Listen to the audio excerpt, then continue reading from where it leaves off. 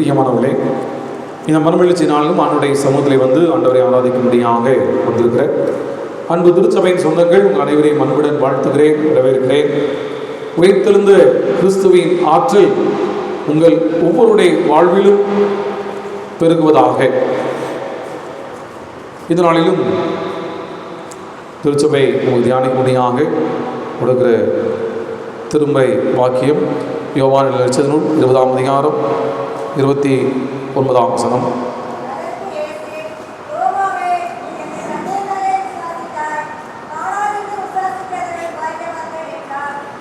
அதற்கு இயேசு, தோமாவே, நீ என்னை கண்டதினால் விசுவாசித்தாய், காணாதிருந்து விசுவாசிக்கிறவர்கள் பாக்கியவான்கள் என்றார். இருந்தவாறு தலை தாழ்த்துவோம். எங்கள் கண்களை மீட்புமாய்க்கத்தாவே, என் மாயின் வார்த்தையிலும் எங்கள் இருத்தின் தியானம் திவ்ய சமூகத்தில் எப்பொழுதும் பிரதியாக இருப்பதாக. ஆமென்.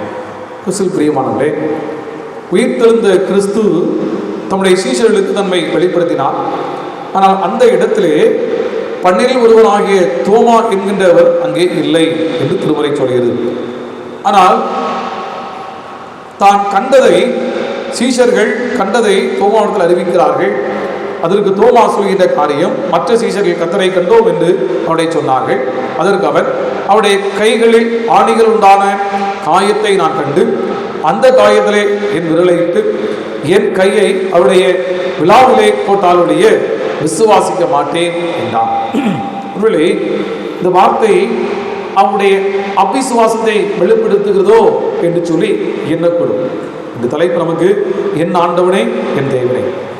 தோமா உரைத்த ஒரு மிகப்பெரிய ஆழமான ஆழ்த்துவமான நம்பிக்கை உடைய வார்த்தை தான் என் ஆண்டவரே என் தேவனே என்று சொல்லக்கூடிய வார்த்தை.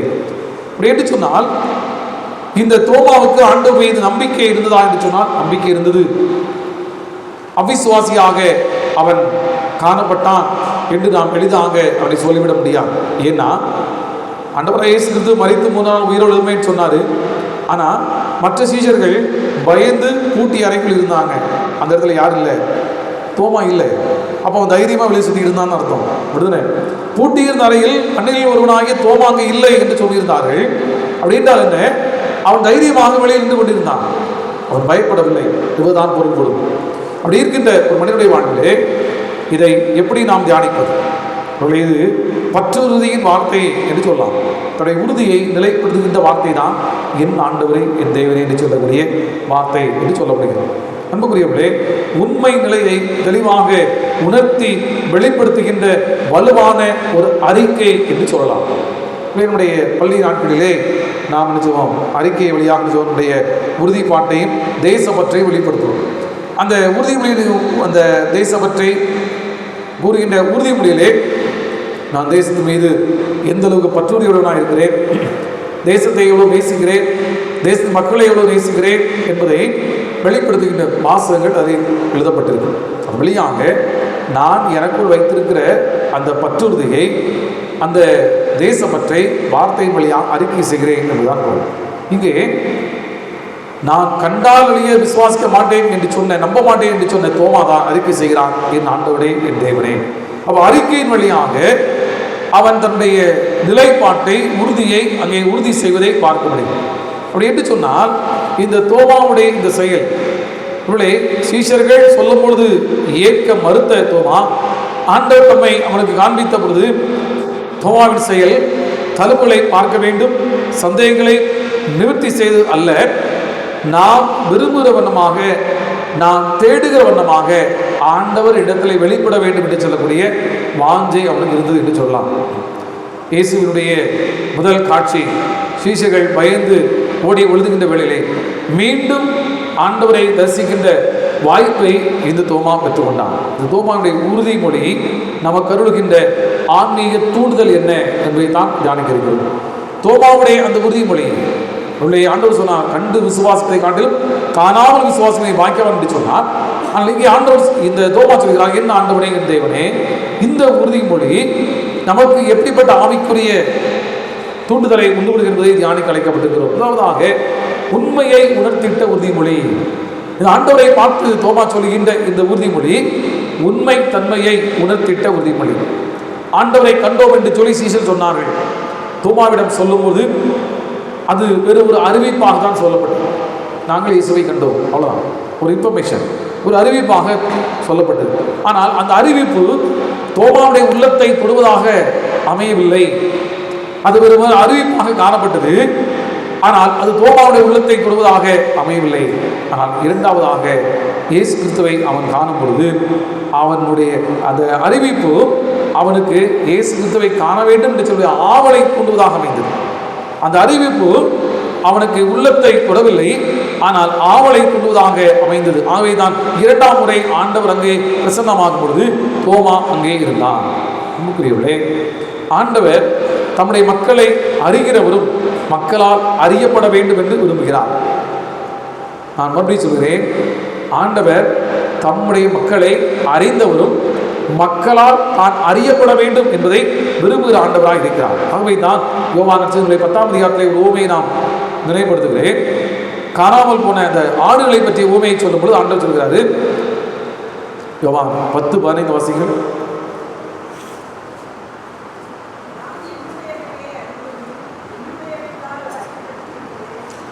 நான் என்னுடையவைகளை அறிந்திருந்தும் என்னுடையவைகளால் அறியப்பட்டும் இருக்கிறேன். ஆடுகளுக்காக ஜீவனை கொடுக்கிறேன். வேடை ஆடுகளும் உண்டு, அவைகளும் நான் கொண்டு வர வேண்டும், அவைகளின் சத்தத்துக்கு கீழ்ப்படியும். அப்போ அவருடைய விருப்பம் என்ன? நான் என் ஆடுகளை அறிந்திருக்கிறது போல என் ஆடுகளும் என்னை அறிந்திருக்க வேண்டும் என்பது அவனுடைய விருப்பமாக இருக்கிறது. இங்கே தோமாவை சந்திக்கின்ற நிகழ்வு, சீஷர்களை சந்திக்கின்ற இரண்டாம் நிகழ்வை பார்க்கும்போது, உன் கையை நீட்டி என் காயத்திலே விரலை போடு, என் விழாவிலே என் கையை போடு என்று சொல்லுகின்ற வார்த்தை இவர்களை ஆண்டவரை சோதிக்கும்படியாக தோமா எடுத்துக்கொண்ட முயற்சி இல்லாமல் அவனுடைய ஏக்கம், அவனுடைய எதிர்பார்ப்பு, அவனுடைய வாஞ்சை அதை நிறைவேற்ற அவன் பயன்படுத்துகின்ற ஒரு தருணமாக அதை பார்க்க முடிகிறது. ஆண்டவர் நம்முடைய இயக்கங்களை அறிந்திருக்கிறார், விருப்பங்களை அறிந்திருக்கிறார். அவைதான் யாத்திரா புத்தகத்திலே 3ஆம் அதிகாரம் 7ஆம் வசனம் வாசிங்க.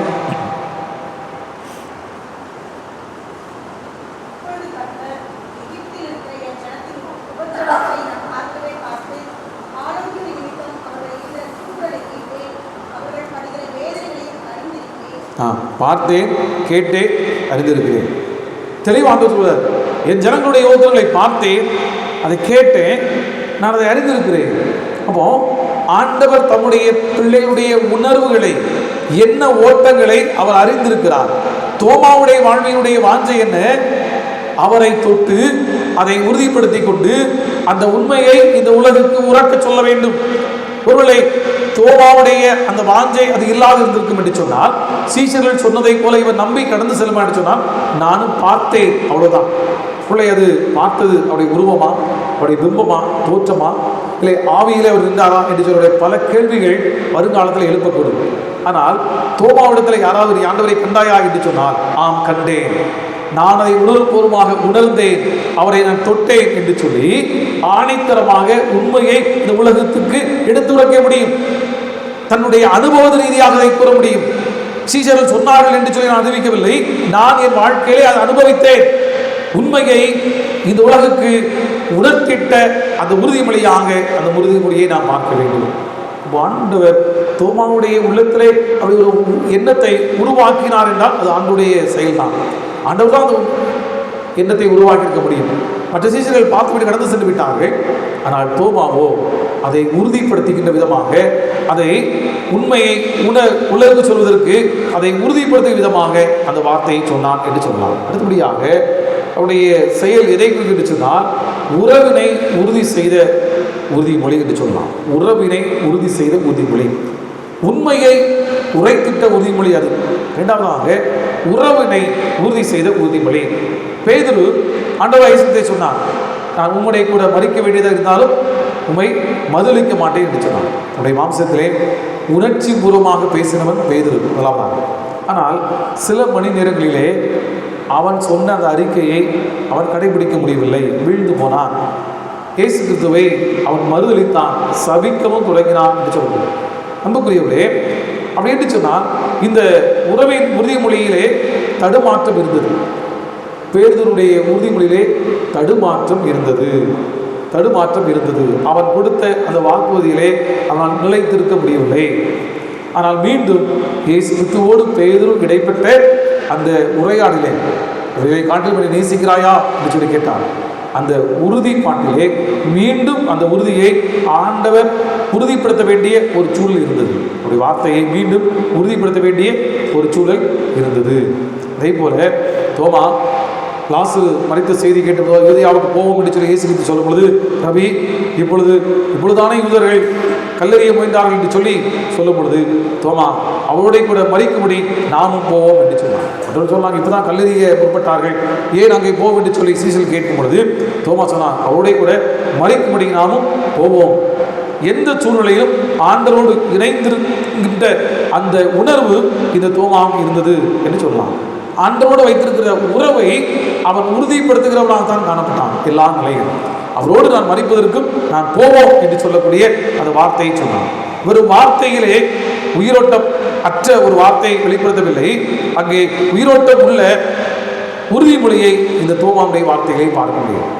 வெறுமனே வார்த்தையிலே உயிரோட்டம் அல்லாத வார்த்தையை சொல்வதல்ல தோமாவுடைய வார்த்தை, இங்கே உயிரோட்டம் உள்ள உறவை வெளிப்படுத்துகின்ற வார்த்தை. உம்மோடு நான் எல்லா நிலையிலும் பயணிப்பேன், உமக்கும் எனக்கும் உள்ள உறவு அப்படிப்பட்ட உறவு என்பதை உறுதி செய்கின்ற உறுதிமொழிதான் என் ஆண்டவனே என் தேவனே என்று சொல்லக்கூடிய அந்த உறுதிமொழி. அப்படி என்று சொன்னால் மூன்றாவதாக தோமாவுடைய செயல் இந்த உண்மையை உலகுக்கு உரைத்த உறுதிமொழி என்று சொல்லலாம். இரண்டாவதாக ஆண்டவருக்கும் அவனுக்கும் உள்ள உறவு மரணமானாலும் நான் உம்மோடு இணைந்திருப்பேன் என்று சொல்லக்கூடிய உறவாக இருந்தது. ஆகவே ஆண்டவருடைய உறவை உறுதி செய்த உறுதிமொழியாக அந்த உறுதிமொழியை நாம் பார்க்க முடிகிறது. அன்புக்குரியவர்களே, அடுத்தபடியாக நாம் பார்த்தோம் என்று சொன்னால், இங்கே அவர் சொன்ன வார்த்தை என் ஆண்டவரே என் தேவனே என்று சொல்லக்கூடிய வார்த்தை சொல்கிறாங்க. என் ஆண்டவரே என் தேவனே, லா என்று சொல்லி ஆங்கிலத்திலே சொல்கிறோம். இது கிரேக்கத்திலே குரியோஸ் என்று சொல்ல முடியும். அப்படி என்று சொன்னால் கடவுளுடைய ஆற்றல் இல்லை என்றால் ஆளுமை என்பது பொருள். பொருளை அன்றைய காலத்திலே மன்னர்கள் தங்களை லார்ட் ஆண்டவனே என்று சொல்லி அழைக்க வேண்டும் என்று சொல்லி விரும்பினார்கள். ரோம பேரரசர்கள் தங்களை ஆண்டவனே என்று சொல்லி அழைக்கும்படியாக உறுதினார்கள். அப்படிப்பட்ட காலத்திலே உங்களுடைய ஆண்டவர் யார்? இயேசு கிறிஸ்து. அவர்தான் உங்களுக்கு ஆளுகைக்குரியவர் என்று சொல்லக்கூடிய உறவை உறுதிப்படுத்தின வார்த்தையாக இந்த வார்த்தை அமைந்தது. ஆதி திருச்சபை மக்களுக்கு உறுதிமொழியாக வழிகாட்டியாக அமைந்தது இந்த வார்த்தை. நமக்கு ஆண்டவர் அவர்தான், நம்மை ஆளுகை செய்வர். அவர் மனிதன் அல்ல, இறைவன் தான் நம்மை ஆளுகிறவர் என்று சொல்லக்கூடிய அந்த இறைவனுக்கும் நம்முடைய மக்களுக்குள்ள உறவை உறுதிப்படுத்துகின்ற வார்த்தையாக அந்த வார்த்தை அமைந்தது என்று சொன்னால் அது மிகையாகாது.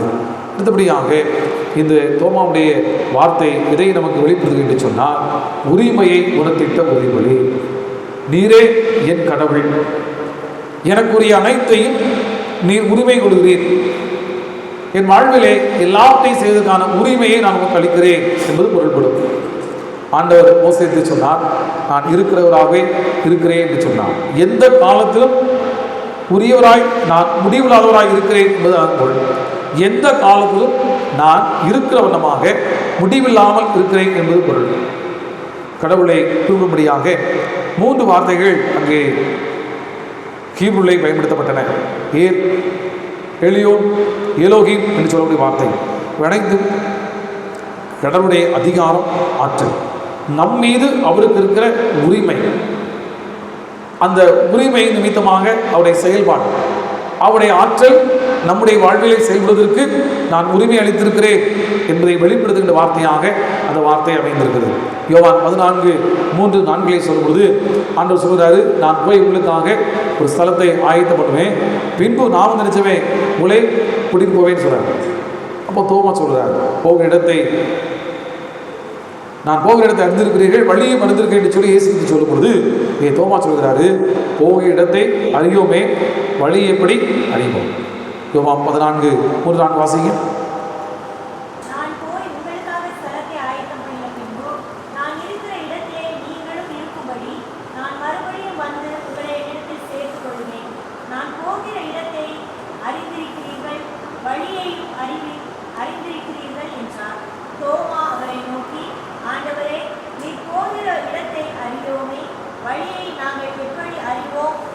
பாருங்க, எல்லாவற்றையும் தெளிவாக உறுதிப்படுத்த விரும்புகிற தன்மை உடையவுதான் இந்த தோமா.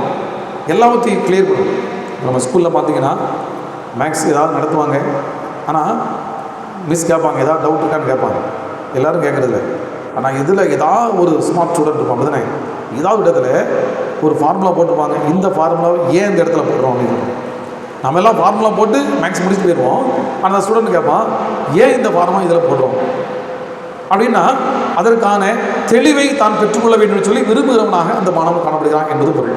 சந்தேகப்படா என்பதில்லை, இதை ஏன் பயன்படுத்துவதற்கு எனக்கு தெரிஞ்சிருக்கணும், நான் தெரிந்து அதை நான் செய்ய வேண்டும் என்று சொல்லக்கூடிய ஆர்வம், அந்த மனநிலை அவனுக்கு இருக்குது என்பது பொருள். அதே போல தான் தோமாவுடைய செயல்பாடு ஆரம்பத்திலிருந்தே நாம் பார்த்தோம்னா எதையும் கிறிஸ்டல் கிளியர் அடிச்சிடும், தெளிவுபடுத்தணும். மறைமுகமாக ஒரு காரியத்தை யூகித்து கொண்டு செல்வதில்லை. சில ஸ்டூடெண்ட் கேட்கும்போது சொல்லுவாங்க, புரிஞ்சா சொல்லுவாங்க, புரியாமல் இருந்தாலும் ஏதாவது ஒன்று மனதில் வைத்துக் கொண்டு இதுதானோ என்று சொல்லி யூகித்து அதுக்கு ஒரு பொருளை நினைத்துக் கொள்ளுகிற கூட்டம் இருக்கிறாங்க. அதை தெளிவுபடுத்தாமல் அவங்களே ஒரு இமேஜின் பண்ணி இதுவாக தான் இருக்கும் இதோடைய பொருள் என்று சொல்லி நினைக்கிறவர்கள் இருக்கிறாங்க. ஆனால் அவர்கள் மத்தியிலே தோமாவுடைய செயல்பாடு என்ன, நான் ஒரு கற்பனை பண்ணிட்டு போகிறோம்ல, அவர் சொல்றது இதான் இருக்குமோ, இதைத்தான் சொல்றாரோ, அப்படி இல்லை. நான் போகிற இடத்தை அறிந்திருக்கிறீர்கள், வழியை மறந்தீர்கள். போகிற இடம் என்ன சொல்றாரு, ஒளிவுமலை சொல்றாரா, பெத்தானியா சொல்றாரா, பெத்லெஹேம் சொல்றாரா, எது சொல்றாரு? பல குழப்பங்கள் அந்த சீஷர் வந்திருக்கலாம், யாரும் கேள்வி கேட்கல. அவங்க அவங்களுக்குள்ளாவே ஒரு தீர்மானத்தை எடுத்து வச்சுட்டாங்க, இதைத்தான் சொல்வாரா இருக்கும் என்று நினைத்து கொண்டாங்க. ஆனால் தோமா அந்த சந்தேகத்தை அவன் வளர்க்க விரும்பவில்லை. அதற்கு தெளிவு கொண்டு, போகிற இடத்தை சொல்லுகிறீரே, போகிற இடத்தை நாங்கள் தெரியும், அறியோம், எப்படி நாங்கள் வழி அறிவோம், இடமே எங்களுக்கு தெரியாது, போகிற இடமே தெரியாதையா, வழி எப்படி அறிவோம் என்று சொல்லி அங்கே தெளிவை அங்கே விரும்புகின்ற தோமா. யாரும் சொல்றாங்க, நானே வழியும் சத்தியமும் ஜீவமாக இருக்கிறேன். நிலை வாழ்வை பற்றிய உறுதிப்பாட்டை அன்று தோமா எழுப்பின கேள்வி உறுதிப்படுத்தியது. தோமா இந்த வார்த்தையை இயேசுவிடத்தில் கேட்காவிட்டால் அவர் நானே வழியும் சத்தியம் ஜீவமாக வார்த்தை பதில சொல்லியிருக்க வேண்டிய அவசியம் இல்லை. இன்னைக்கு நம்ம நம்முடைய திருச்சபை பிள்ளைகளுக்கு அவர் தான் வழி, அவர் தான் வாசல் சொல்லி எல்லோருக்கும் உரைக்கிறோமே, இயேசுவை அறியாத மக்கள் உரைக்கிறோமே, அவர் தான் வாசல், அவர் வழி என்று சொல்லி எப்படி உரைக்க முடியும்? தோமா என்கிற ஒருவருடைய கேள்வி எழுப்பினபடியினால்தான் அது விடையாக ஆண்டவர் வார்த்தை சொல்ல முடிந்தது. அப்போ நமக்கும் அவருக்குள்ள உறவு என்ன, அவர் நம்மை நிலை வாழ்வுக்கென்று அழைத்து செல்லும்படியாக வந்தவர் என்று சொல்லக்கூடிய அந்த உரிமையை நிலைநாட்டுவதை இந்த தோமாவுடைய வார்த்தை தான் வெளிப்படுத்தியது. என் ஆண்டவனே, இந்த நீரே என் கடவுள், ஆகவே என் உறவுக்குரியவர் நீர், என் வாழ்நாள் இறுதிவை மறைக்கும் வரை உங்களோடு நான் பயணிக்க நான் ஆசைப்படுகிறேன். ஒரு மாத்திரமல்ல, இந்த வாழ்க்கை முடிந்த பிறகு நிலை வாழ்வுக்கென்று என்னை அழைத்து செல்கின்ற உரிமையை நீர் தான் பெற்றிருக்கிறேன். அந்த உரிமையை வெளிப்படுத்துகின்ற வார்த்தை இந்த வார்த்தை. அன்புக்குரியவர்களே, என்று சொன்னால் தோமாவுடைய வார்த்தை பெரும் சந்தேகத்தின் பேர் வழியாக வந்த வார்த்தையாக மாற்றம் எடுத்துக்கொள்ளாதபடிக்கு, அந்த சந்தேகத்தின் வழியாக தோமாவுடைய கேள்வியின் வழியாக நாம் எதை அறிந்து கொள்கிறோம் என்று சொன்னால் உண்மையை உணர்த்திட்ட உறுதிப்படி இயேசு கிறிஸ்து எந்த சரீரத்தை மறித்தாரோ அதே சரீரத்தோடு உயிரோடு எழுப்பினார் என்பதை உண்மையை இந்த உலகுக்கு உரைத்தது தோமாவுடைய அனுபவம். அந்த அனுபவத்தை பெற்றுக்கொண்டனால தான் கிறிஸ்துவுக்காக மறிப்பதற்கும் அங்கே இருந்தார், இந்தியா வரை வந்தார், கேரளா வந்தார், வந்து தன்னுடைய வாழ்க்கையை ஆண்டவருக்கென்று அர்ப்பணித்து இரத்த சாட்சியாக மறிக்கின்ற அனுபவத்தை பெற்றுக்கொண்டார். அப்போ அவர் உயிருள்ளவராக அதே சரீரத்தில் எழுந்தார் என்பதை உண்மையை உணர்த்திட்ட உறுதிமொழிதான் தோமாவுடைய உறுதிமொழி வார்த்தை. ஒரு மாத்திரமல்ல, அவருக்கும் நமக்கு உள்ள உறவை, என் வாழ்நாள் இறுதிவை அவரோடு நாம் பயணிக்க வேண்டும் என்று சொல்லக்கூடிய உறவை இந்த உலகுக்கு உரைத்திட்ட உறுதிமொழி தோமாவுடைய உறுதிமொழி. இறுதியாக அவருக்கும் நமக்கும் உள்ள உரிமை, அவரே நம்முடைய நிலை வாழ்வுக்கு கொண்டு செல்வதற்கு உரிமை பெற்றவர் என்று சொல்லக்கூடிய உறுதிப்பாட்டை பெற்றுத்தந்த வார்த்தை தோமாவுடைய வார்த்தை. ஆகவே அவர் அந்த உறுதிமொழியை பெற்றுக்கொண்டபடினால்தான் அந்த உணர்ச்சி வசப்பட்டு பேதுருவை போல வார்த்தையை விடவில்லை, உணர்வுபூர்வமாக அந்த வார்த்தையை வெளியிட்டார். ஆகவே தான் கிபி 52 கேரளாவுக்கு வந்தார். கேரளாவுக்கு வந்து அன்றைய சுவிசேஷத்தை அறிவித்து கிபி 72 சென்னை மாகாணத்திலே சமூக விரோதிகளால் ஈட்டியால் குத்தப்பட்டு இரத்த சாட்சியாக மறித்தார். இன்று தோமாவை நினைவு கூறுகிற நாம் வெறுமனை சந்தேக தோமா என்று சொல்லி நாம் கடந்து சென்று விடாதபடிக்கு தோமாவை போல வெறுமனை உணர்ச்சி வசப்பட்டு ஆண்டவரை ஏற்றுவதல்ல, உணர்வுபூர்வமாக என் வாழ்க்கையின் அனுபவத்தின் ரீதியாக நான் ஆண்டவரை அனுபவித்திருக்கிறேன், ஆண்டவரை நான் ருசி பார்த்திருக்கிறேன், ஆண்டவருடைய வார்த்தையை நான் அனுபவிக்கிறேன் என்று சொல்லுடைய நிச்சயத்தோடு ஆண்டவரை ஏற்றுக்கொண்டு நாம் சொல்லும் பொழுது உணர்வுபூர்வமாக என் ஆண்டவனை, என் தேவனே என்று சொல்லி அவிசுவாசியாகிறாமல் விசுவாசியாகிறேன் என்று சொன்னார். கண்டு விசுவாசிப்பவனை காட்டிலும் காணாமல் விசுவாசிப்பதை பாக்கியம் என்று சொன்னார். உள்ளே நாம் ஆண்டவரை முகமுகமாக தரிசிக்கவில்லை, ஆனால் காணாமல் விசுவாசிப்பவர்கள் அவளை காட்டிலும் நாம் பாக்கியவான் என்று சொல்லி நமக்கு உணர்த்தும்படியாகத்தான் ஆண்டவர் இதை நம்ம திருமலை வைத்து தந்திருக்கலாம். தோமாக்கு மாத்திரமல்ல, இவளை நாம் நினைக்கலாம், தோமா கண்டாரியா, அவர் விசுவாசித்தாரு, நாம் பார்க்கவில்லை என்று சொல்லி நாம் இருந்து விடாதபடிக்கு அவளை காட்டிலும் காணாமல் விசுவாசிப்பவர்கள் அவளை காட்டிலும் பாக்கியவான்கள், அந்த சீஷர்களை காட்டிலும் நாம் பாக்கியவான்கள். அவை ஆண்டோட திருச்சபை பிள்ளைகளாக நாம் உயிர்த்தெழுந்த கிறிஸ்துவை விசுவாசிப்போம், உயிர்த்தெழுந்த கிறிஸ்துவை நம் வாழ்வில் அனுபவிப்போம், உயிர்த்தெழுந்த கிறிஸ்துவை இந்த உலகுக்கு நாம் எடுத்துச் செல்வோம். உயிர்த்தெழுந்த கிறிஸ்துவின் ஆற்றல் அந்த சீஷர்களை பலப்படுத்தியது போல நாம் ஒவ்வொருவரையும் பலப்படுத்துவதாக. ஆமென்.